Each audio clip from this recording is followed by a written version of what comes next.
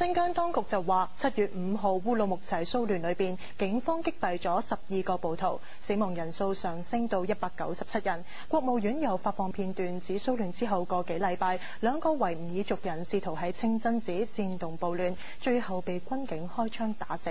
由歐佩芬報道。官方發放嘅閉路電視片段顯示，3個維族人喺7月13號，即係烏魯木齊騷亂之後8日，帶住一個懷疑裝住長刀嘅大袋，走入當地一間清真寺，要求信眾一齊上街發動襲擊。群眾同埋教士都冇理會，要求佢哋離開。雙方爭執，3個男人一怒之下攞起長刀追趕信眾。當局指1個途人受傷，巡邏嘅警員到場開槍示警。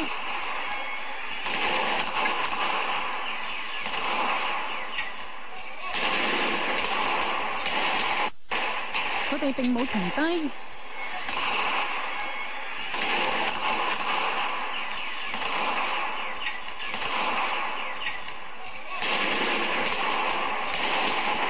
兩個人先後中槍死亡。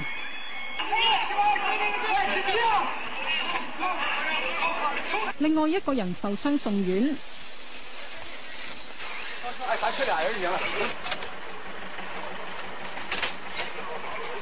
警方事後去到清真寺，喺一個大袋之中揾到20把長刀。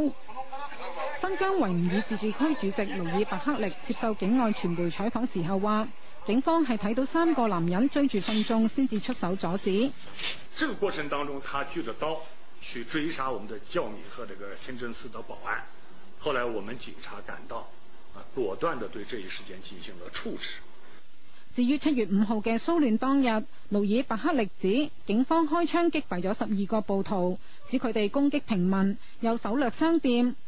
佢又話冇諗到當日嘅學生遊行會演變成騷亂。佢指當日警方十分克制，唔少武警受傷，其中1個死亡。亞洲電視記者歐佩芬報道。